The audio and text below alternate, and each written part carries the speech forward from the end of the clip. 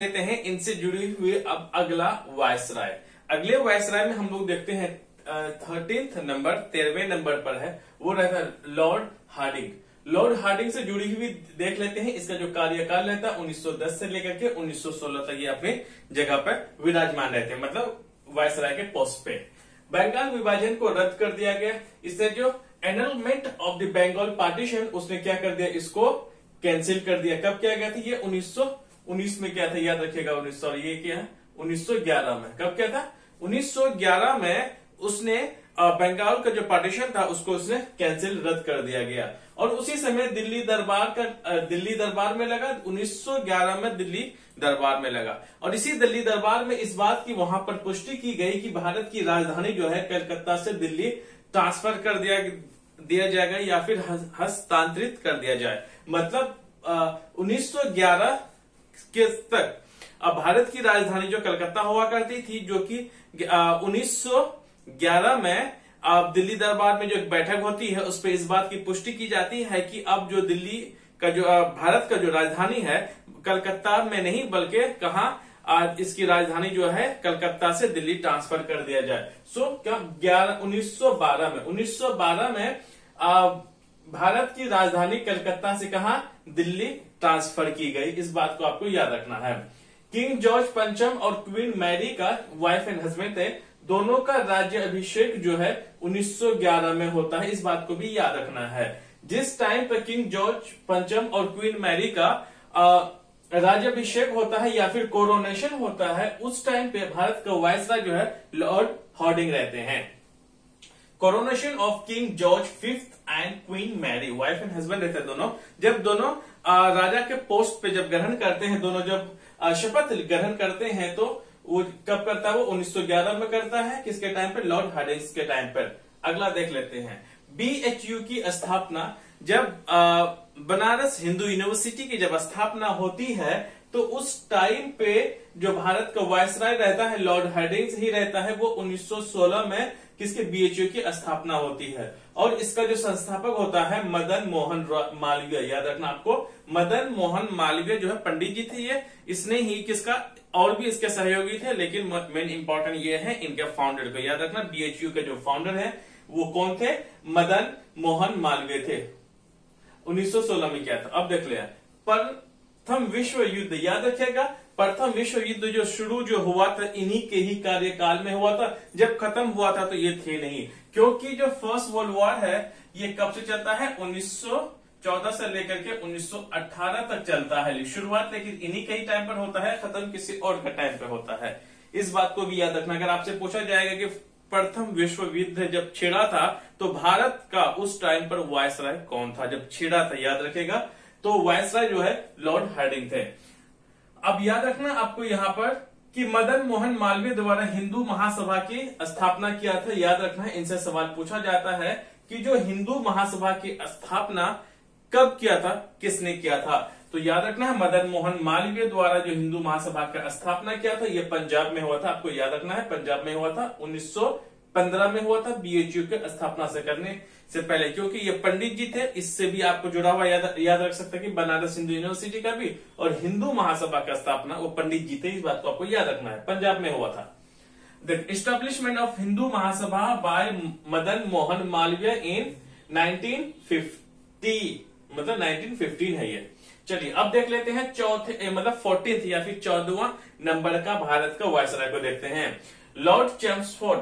Lord Chelmsford एक important रहता है, इसको आपको रखना है। जो मैं बताता हूं ऐसे तो सारे ही एग्जाम के पॉइंट ऑफ से इंपॉर्टेंट है। कहीं से भी सवाल पूछा जा सकता है, जहां से सवाल पूछा जाता है वह इंपॉर्टेंट बन जाता है। लेकिन किससे सवाल पूछा जाए कहना मुश्किल है, लेकिन पूछा इन्हीं सबसे जाएगा, आपको याद रखना है। लॉर्ड चेम्सफोर्ड अब 1916 से लेकर के 1921 तक रहता है। 1916 से 1921 तक रहता है। इस बात को आपको याद रखना है। डेट याद रखना बहुत इंपॉर्टेंट है। उस टाइम पर आप कार्यकाल समझ सकते हैं, क्योंकि जब लोगों को डेट याद रह जाता है तो उसके बीच के जो इवेंट्स होते हैं कहीं न कहीं प्रिडिक्ट करना बहुत आसानी रहता है। इसीलिए आपको याद रखना डेट। सो लॉर्ड चेम्सफोर्ड जो है 1916 से लेकर के 1921 तक 5 साल तक ये अपने वायसराय के पोस्ट में बने रहते हैं। होम रूल आंदोलन का शुरुआत इन्हीं के ही टाइम पर हुआ था। एनी बेसेंट और बाल गंगाधर तिलक, ये जो इंपॉर्टेंट लोग हैं जो कि होम रूल इंडिया में शुरू किया गया था।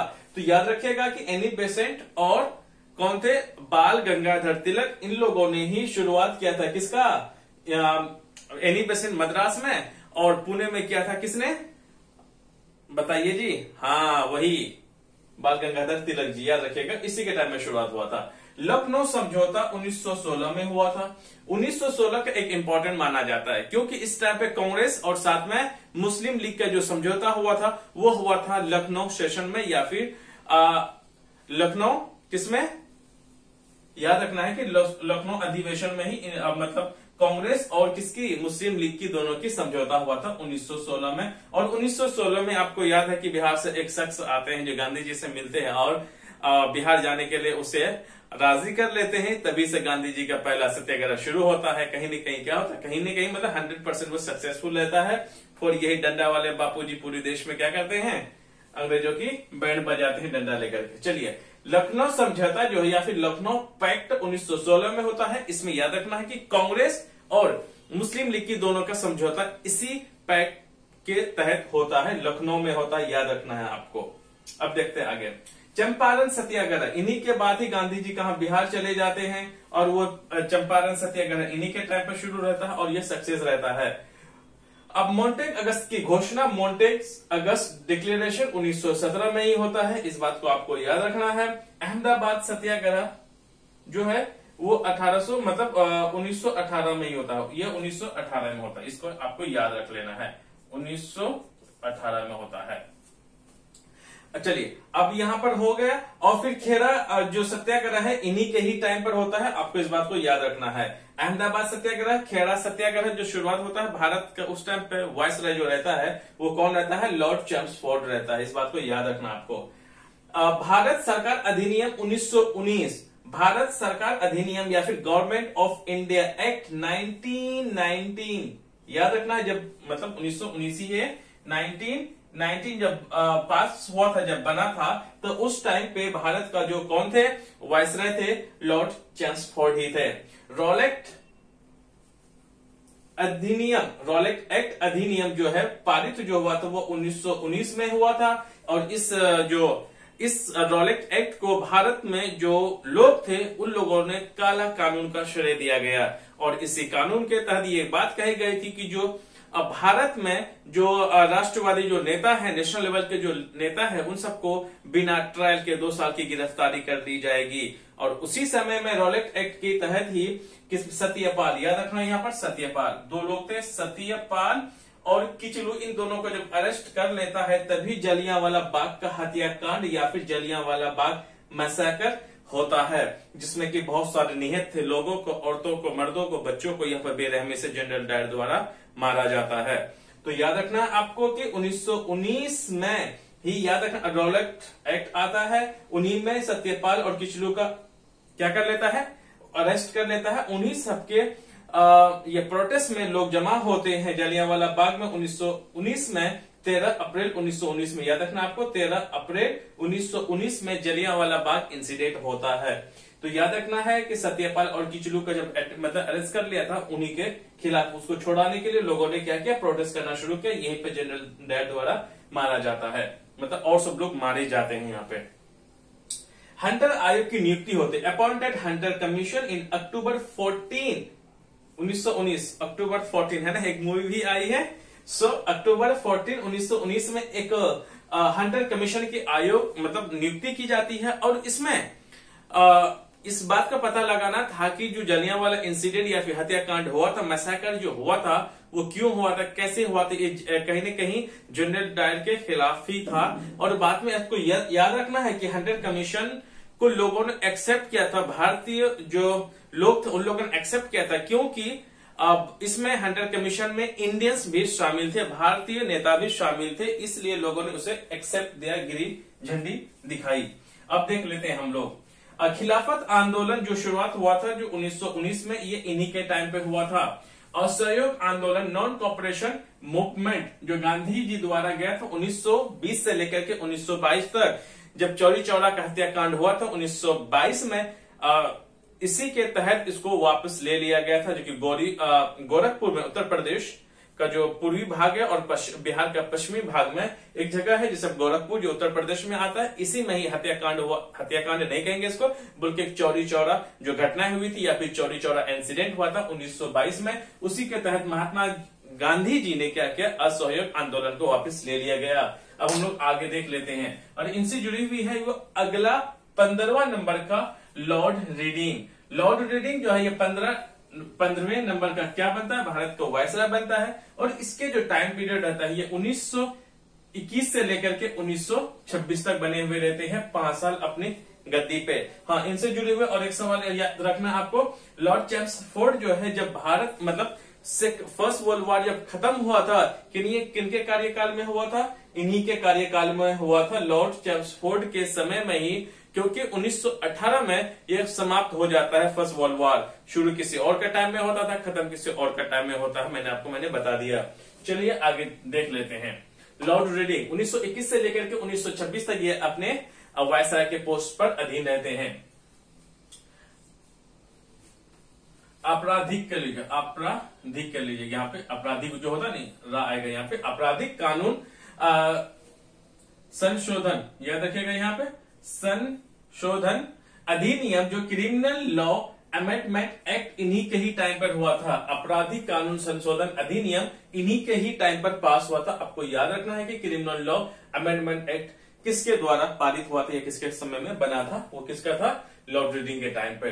कपास उत्पाद का शुल्क का उन्मूलन या फिर abolition of the cotton excise, मतलब कॉटन एक्साइज या फिर जो पैसे देने पड़ते थे, जो ब्रिटिश को भी, उन लोगों ने क्या किया, इस पर टैक्स लगाना, खुद के लिए, बेनिफिट्स के लिए, बिजनेस के लिए, इन लोगों ने क्या किया कि कॉटन एक्साइज पर जो पैसे लगने चाहिए थे उनको जो उसने क्या कर दिया, अबोलिश कर दिया गया, उन्मूलन मतलब उसको हटा दिया गया, निःशुल्क कर दिया, फ्री कर दिया। तो आपको याद रखना है 1910 के प्रेस अधिनियम और 1919 के रॉलेट एक्ट का निरसन या फिर रिपील किया गया था, रीअपील किया गया था, कि जो प्रेस एक्ट 1910 और रॉलेट एक्ट 1919 को रीअपील अगर किसी ने अगर करने वाला अगर क्या था, तो वो उसका जो श्रेय जो है लॉर्ड रीडिंग्स को जाता है। अब आ जाते हैं CPI, communist party of India.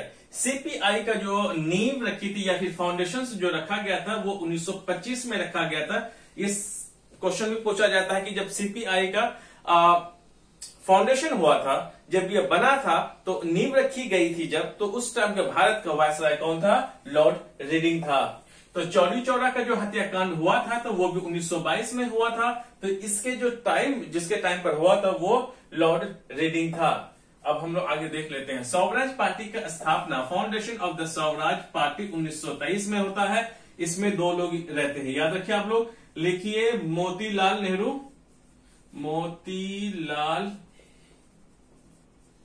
Nehru ji रहते हैं और चित्तरंजन दास, आप लिख लीजिए मोतीलाल नेहरू, और साथ में जो मोतीलाल नेहरू और दूसरा रहता है CR दास के भी नाम से जाना जाता है, चित्तरंजन दास या फिर CR दास। ये दोनों ने मिलकर किसकी, स्वराज पार्टी की स्थापना की 1923 में। ये पूछा जाता है, इंपॉर्टेंट ये सब।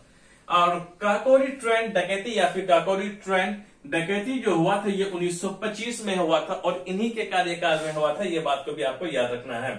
आरएसएस की नींव या फिर फाउंडेशन ऑफ द आरएसएस 1925 में नागपुर में हुआ था। इस बात को याद रखना कि नागपुर में आरएसएस की फाउंडेशन जब हुआ था 1925 में, ये किसके, लॉर्ड रीडिंग के ही टाइम पर हुआ था। और स्वामी शारदानंद की हत्या, मर्डर ऑफ स्वामी शारदानंद, ये सोशल एक्टिविटीज थे, सामाजिक कार्यकर्ता थे और ये फ्रीडम फाइटर भी थे। तो इनकी जो मर्डर जो हुआ था तो वो 1926 में हुआ था। तो इसको भी आपको याद रखना है।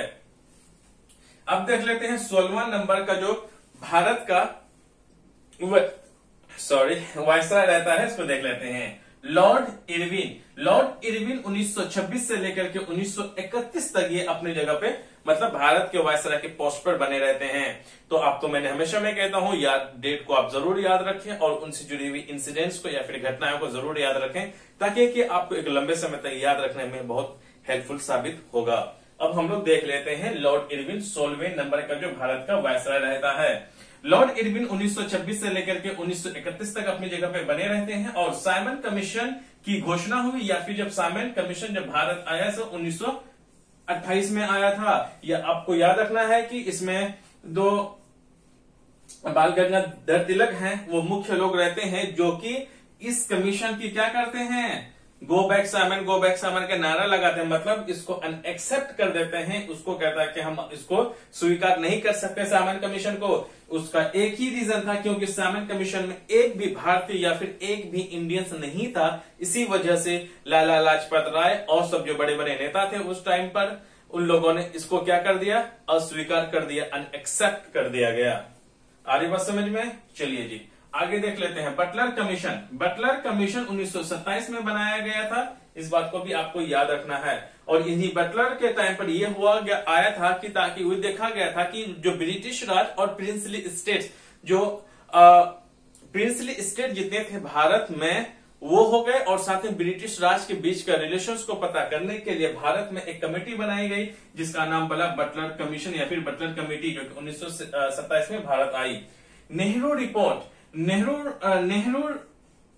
जो है वो कब 1928 में पेश किया गया।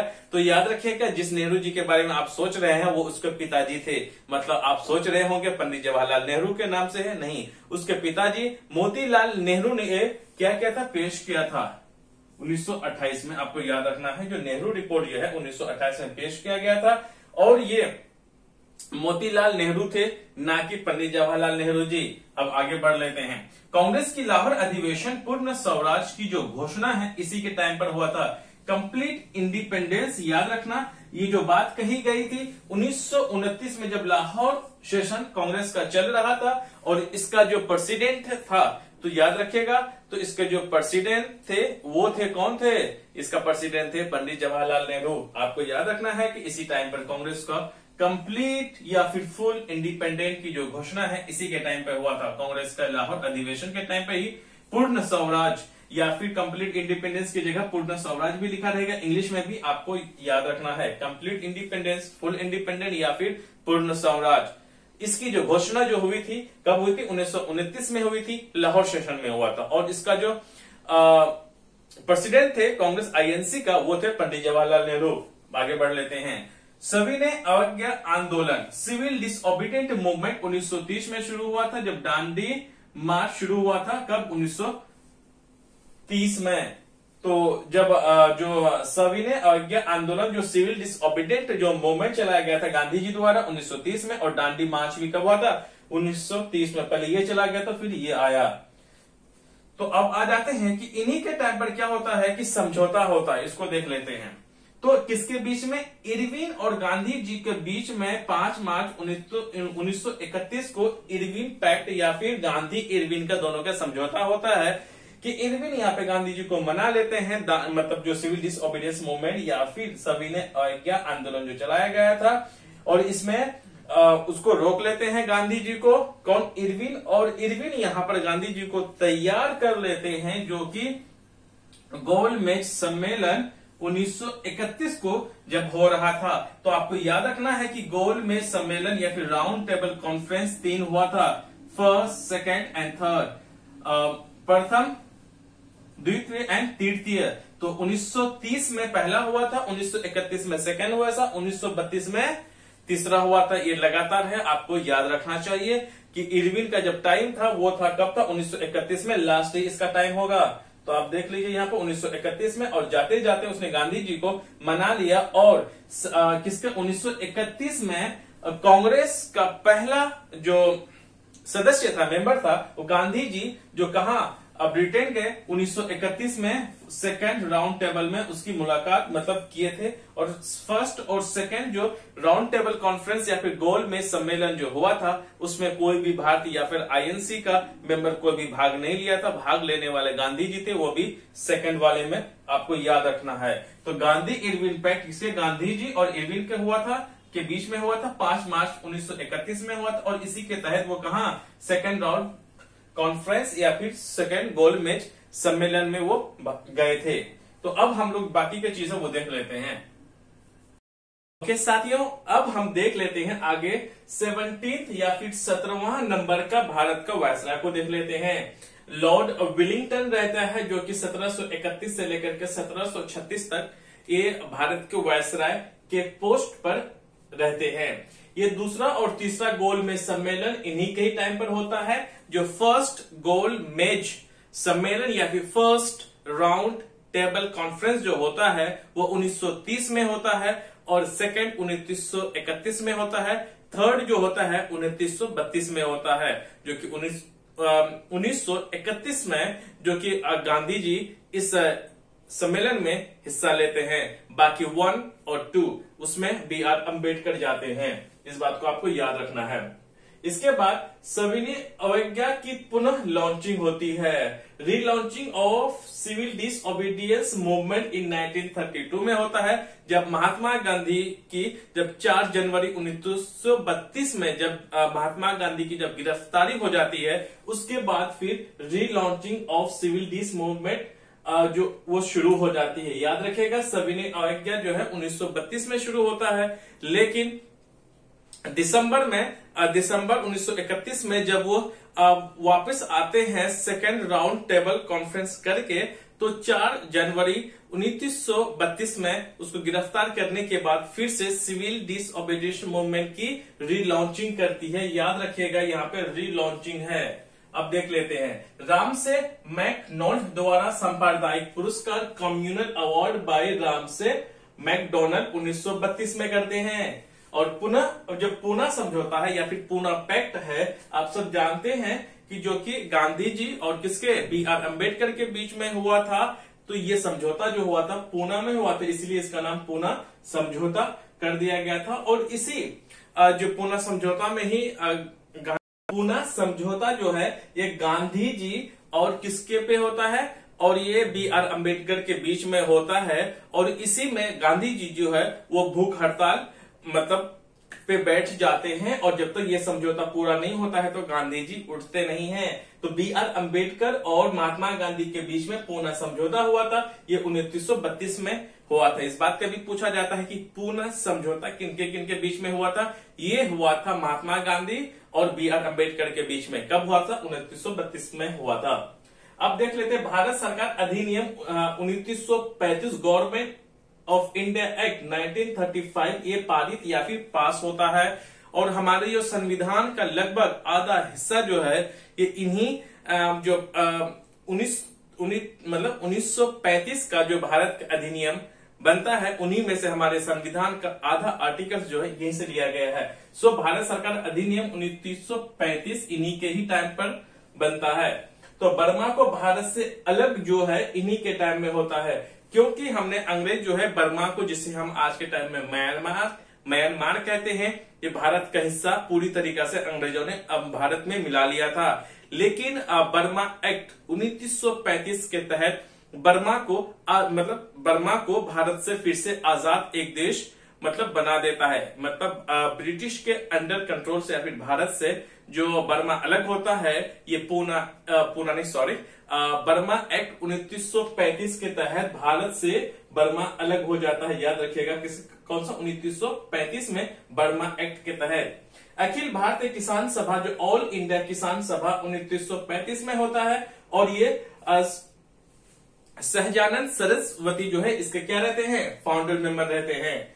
CSP की स्थापना जो foundation of Congress socialist party जो है 1934 में बनता है, और ये इन्हीं के टाइम पर बनता है। इस बात को आपको याद रखना है, क्योंकि पूछा जाता है कि जब CSP की जब स्थापना हुआ था उस टाइम पे भारत का वायसराय कौन था? इस तरह के सवाल आपसे पूछा जाता है। इसलिए आपको हर एक एस्पेक्ट्स को आपको मद्देनजर रखना पड़ेगा, क्योंकि जिस हिसाब से मैं बता रहा हूं प्रॉपर इसको नोट्स करना है, आपको इसको रिवीजन करते रहना है। अगर आप जो लुसेंट्स की बुक अगर पढ़ते हैं, जो मैं पढ़ाता हूं, अगर मुझ पर भरोसा है आपको, तो अब उसको देखने की जरूरत नहीं है। फिर भी अपने एक सेल्फ सेटिस्फाई के लिए, और जो आप पढ़ते हैं, पढ़ने के दौरान जो क्रिएशन ऑफ वर्ड्स होते हैं या फिर कंटेंट्स जो बनता है, वो आपको मेंस लिखने में एक हेल्प ही है तो आप चाहे तो बुक पढ़ सकते हैं, लेकिन मैं इतना मैं बता दे रहा हूं कि अब्लूशंस को आपको पढ़ने की पीटी के लिए कोई जरूरत नहीं पड़ेगी, लेकिन फिर भी आपको पढ़ना चाहिए। पढ़ने से क्या होता है कि चीजों को समझने में आसानी होती है।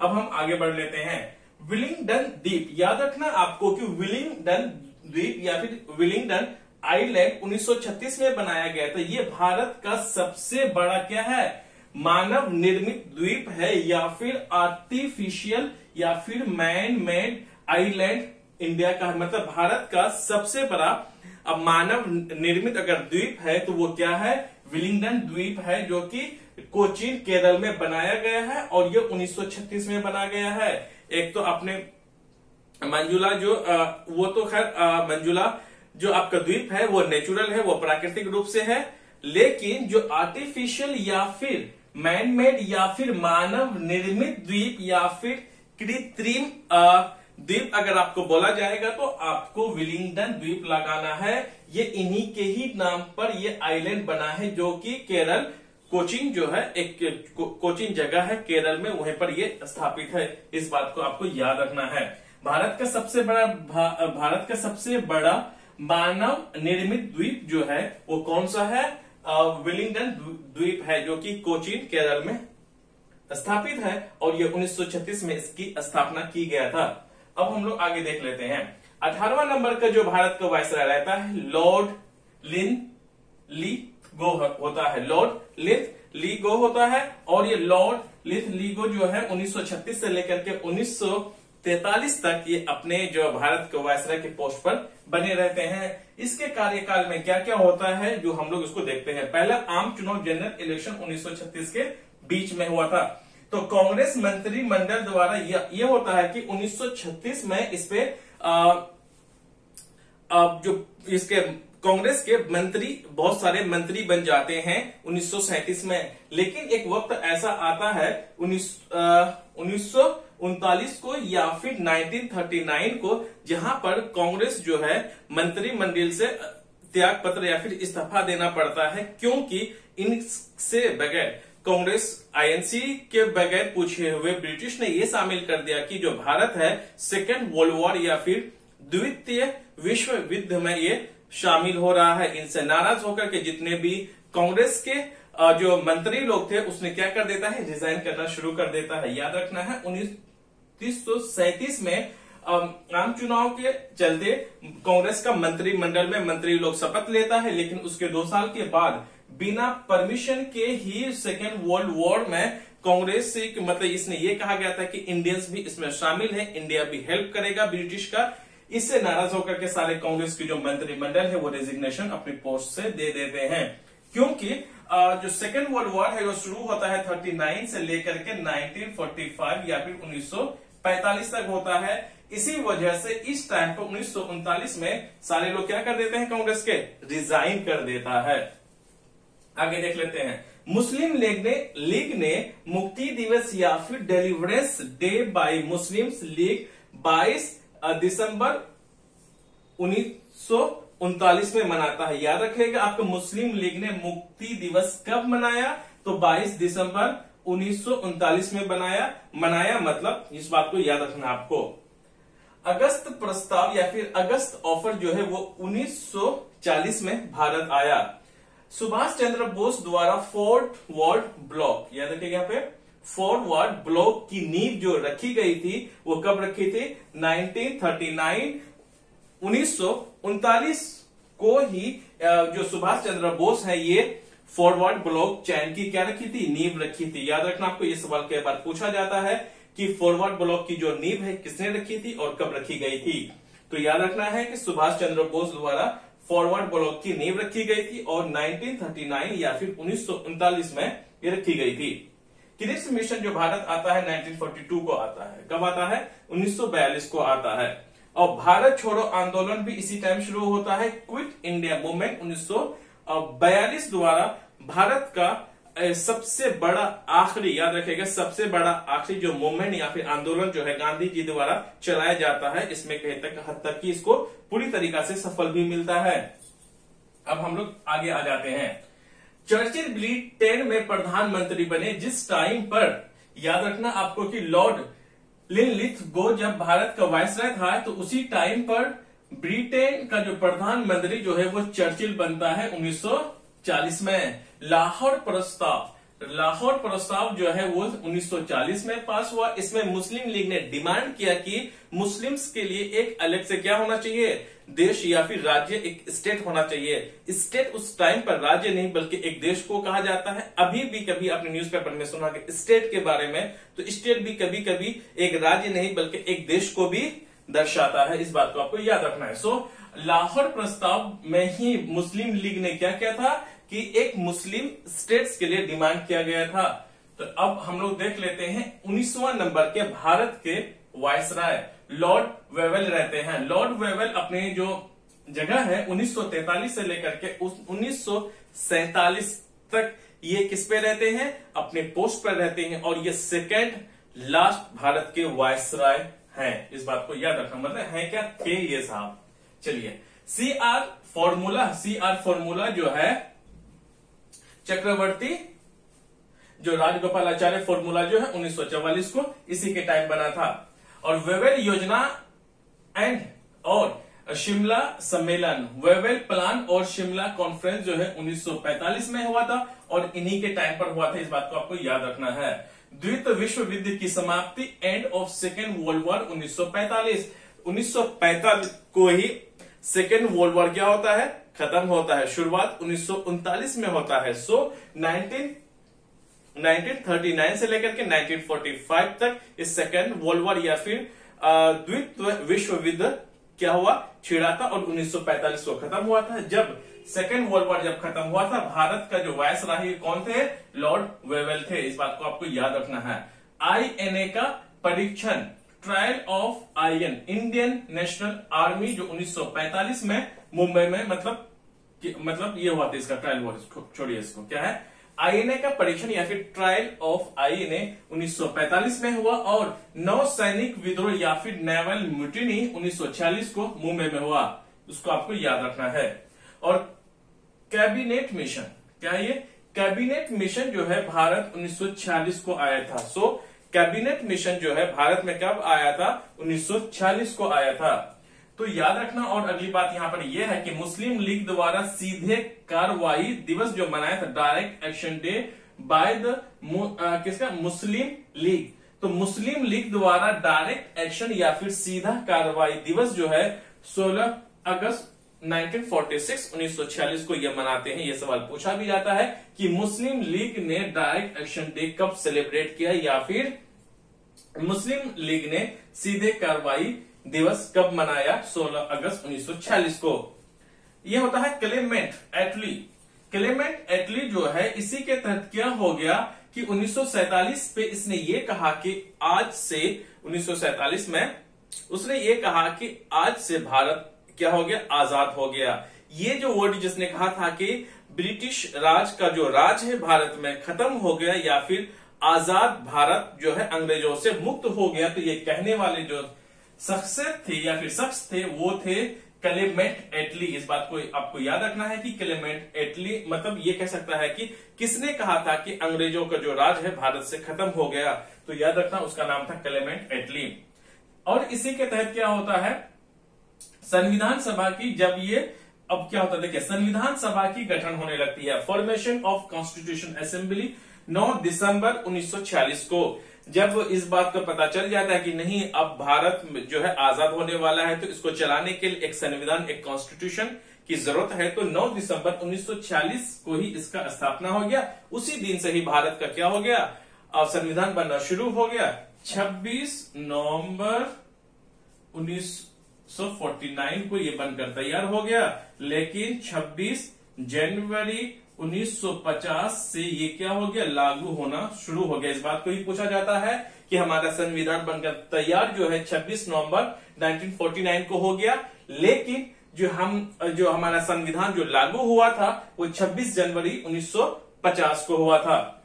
अब हम लोग आगे देख लेते हैं। चलिए इनसे तो हो गया सारा सवाल कंप्लीट वेवेल से। अब हम लोग देख लेते हैं भारत का, अंग्रेजों का भारत का ये आखिरी वायसराय रहता है जिसका नाम रहता है लॉर्ड माउंटबेटन, क्योंकि ये कांग्रेस के थोड़े से नजदीकी रहते हैं, फिर बाद में इसी को गवर्नर जनरल बना था, हम आगे देखेंगे।